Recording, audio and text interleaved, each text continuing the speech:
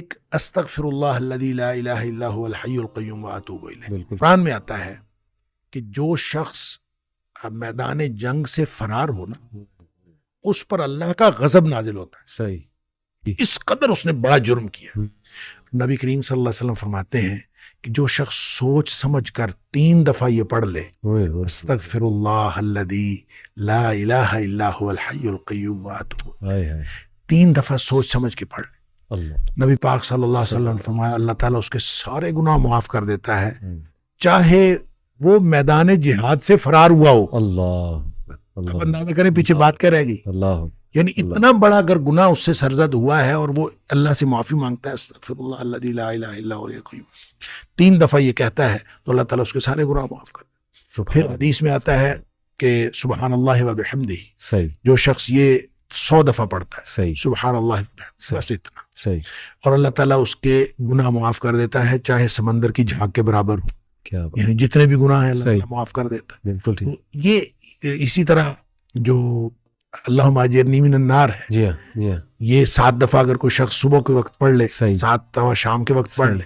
صحیح، اگر اس دن میں اور اس رات میں اس کی موت آ جائے اللہ تعالیٰ جنت عطا فرما دے گا. پھر سید الاستغفار ہے، جی، یہ تو میں سمجھتا ہوں شارٹ کٹس ہیں. ہاں، تو سید الاستغفار 1 دفعہ پڑھ لے، اللہم انت ربی، لا الہ الا انت خلقتنی، صحیح، تو یہ 7 دفعہ، یہ 1 دفعہ پڑھ لے. صحیح، دن کے کسی ایک حصے میں پڑھ لے، اس دن فوت ہو گیا تو انشاءاللہ جنت میں چلا جائے گا. سبحان، رات کے کسی ایک حصے میں 1 دفعہ پڑھ لے، سبحان، تو اس رات فوت ہو گیا تو جنت میں چلا جائے گا. تو گویا صبح و شام کے یہ اذکار میں یہ تو شارٹ کٹس ہیں صحیح، کہ اگر انسان یہ پڑھ لے صحیح، تو انشاءاللہ وہ جنت میں جائے گا. باقی جو انسان کو یہ خیالات آتے ہیں نا، سائیکولوجیکلی انسان کو ریگریٹ ختم نہیں جی ہوتا، جی یا گلٹ ختم نہیں ہوتا، جی، یا آپ کہہ لیجئے کہ اس کے وسوسے ختم نہیں ہوتے، ایسے ہی، تو اس کے لیے ایک علاج نبی کریم صلی اللہ علیہ وسلم نے بتایا، وہ ہے لا حول ولا قوت الا باللہ، بس اتنا. صحیح، اور اس کو اگر 100 دفعہ کوئی شخص پڑھ لے، اچھا، لا حول ولا قوت الا باللہ. صحیح، صحیح، لیکن پڑھنا کیسے ہے؟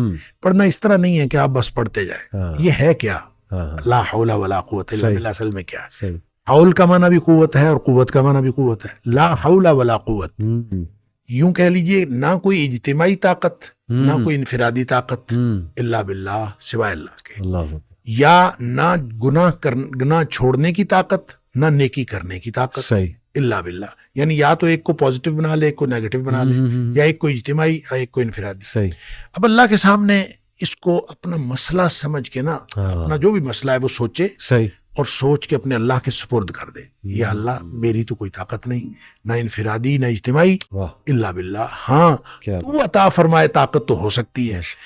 کیوں میں اس کو کہتا ہوں یہ بے بسی کا کلمہ ہے. بے بس آدمی اپنے اللہ کے سامنے بے بسی کا اظہار کرے اس کلمے کے ذریعے. صحیح، صحیح، تو پھر یہ نبی پاک صلی اللہ علیہ وسلم نے فرمایا، جس شخص نے کہا تھا نا مجھے وسوسے آتے ہیں، جی، آپ نے فرمایا لا حول ولا قوت الا باللہ پڑھا کر، تیرے وسوسے بھی ختم ہو جائیں گے اور اس کے علاوہ اللہ تعالیٰ تیرے 100 مسئلے حل کر دے گا. واہ واہ، آپ اندازہ کریں، سبحان، آپ اندازہ کریں ایک شخص کے 100 مسئلے ہوتے نہیں ہیں، صحیح، صحیح، 2 نہیں تو 4، 4 نہیں تو 6، صحیح، 6 نہیں تو 8، کیا اس بات، سے زیادہ مسئلے تو کسی کے ہوتے ہی نہیں. ایسے ہی، تو لا حول ولا قوت الا باللہ پڑھنے سے اس وسوسے بھی دور ہو جاتے ہیں.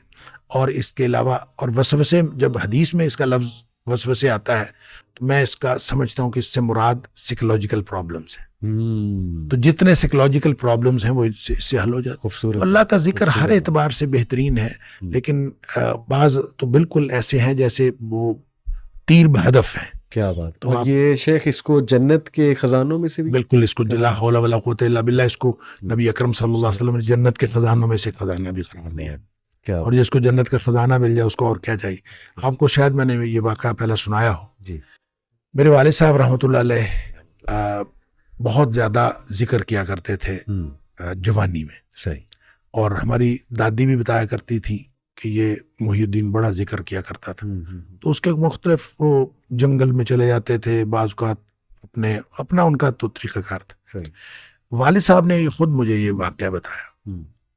وہ کہتے ہیں کہ مجھے ایک دفعہ یہ حدیث نظر سے گزری کہ جنت کے خزانوں میں سے خزانہ ہے لا حول ولا قوت الا باللہ. تو کہتے ہیں میں نے اس کے بعد باقی سارا ذکر جو ہے کم کر دیا. اچھا.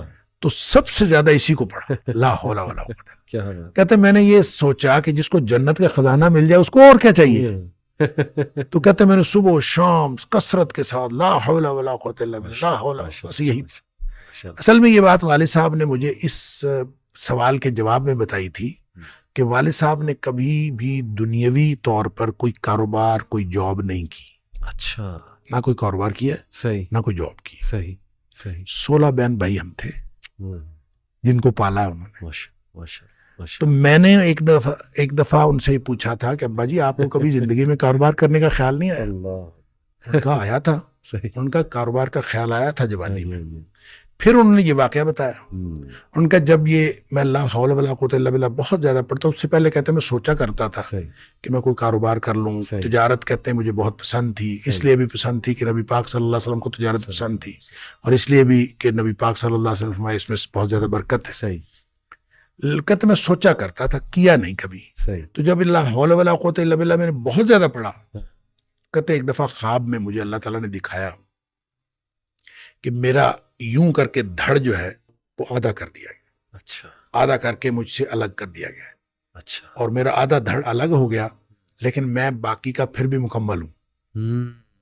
یعنی وہ آدھا دھڑ الگ کر دیا گیا ہے اور میں پھر بھی مکمل ہوں۔ صحیح، اور مجھے خواب میں ہی بتایا گیا، یہ سمجھایا گیا کہ تیری دنیا ہم نے تجھ سے الگ کر دی ہے۔ جنت مانگتے تھے نا، اللہ، تو ہم نے تجھ سے تمہاری دنیا الگ کر دی ہے۔ ہاں، تو والد صاحب یہ فرمایا کرتے تھے کہ اس کے بعد مجھے زندگی میں کاروبار کرنے کا خیال بھی نہیں آیا۔ اللہ، اس سے پہلے خیال آتا تھا، کیا تو پہلے بھی نہیں تھا، سبحان اللہ، اس سے پہلے خیال آتا تھا، اس کے بعد کبھی کاروبار